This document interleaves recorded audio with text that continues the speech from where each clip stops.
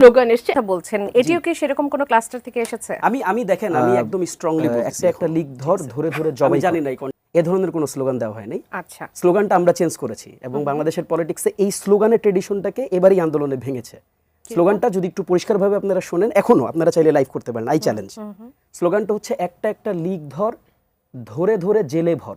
আচ্ছা, কাজেই এখন রুমিন ফারহানা আপা আসলে যে ট্রেডিশনালি শুনতে এই অভ্যস্ততা থেকে তিনি হয়তো ওইটা জেলটাকে হচ্ছে মানে ওই জবাইটাই শুনে ফেলেছেন। আরেকটা স্লোগান একটু কানে লেগেছিল, গোলাম আজমের বাংলায় আওয়ামী লীগের ঠাঁই। আমি এটার উত্তর দেব, এটি নিয়ে আমি এটার উত্তর দেব, ঠিক আছে, আমি জাস্ট নোট রাখলাম।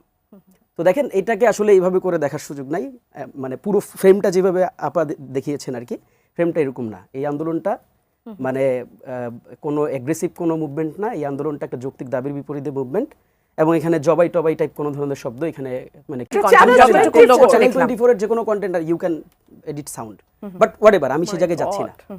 আমি দেখেন আমি স্পষ্ট যেটা অফিসিয়ালি এন্ডোর্স করার একটা ব্যাপার আছে, আমি অফিসিয়ালি এন্ডোর্স করতেছি, যেটা অফিসিয়াল কোনো স্লোগান না। আমি একটু বলতে হবে, আমাকে একটু সুযোগ দিতে হবে।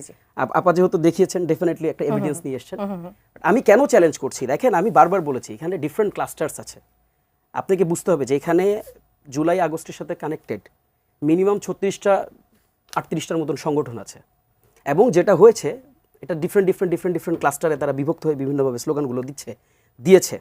তবে অফিসিয়ালি এই স্লোগানকে আমরা কেউ ওন করি না। আমি জানি যে আপাতত এটাই জানতে চান যে আমাদের এই জাতি বা আমাদের এই সোসাইটি বা আমাদের এই জেনারেশন যেন এই স্লোগানটাকে ওন না করে। আপার কিন্তু মোটিভেট, আপা যে সমালোচনাটা করতেছেন এটা ধরে ধরে জবাই করতো। তাহসিন বলেছিল যে এটা একেবারেই হয়নি এবং আমি না জেনে বলছি, আমার কানে হয়তো ওটা রয়ে গেছে। বলেছে একটা লিগ ধরে ধরে জেলে ভর, না, স্লোগানটা ছিল একটা লিগ ধরে ধরে জবাই কর।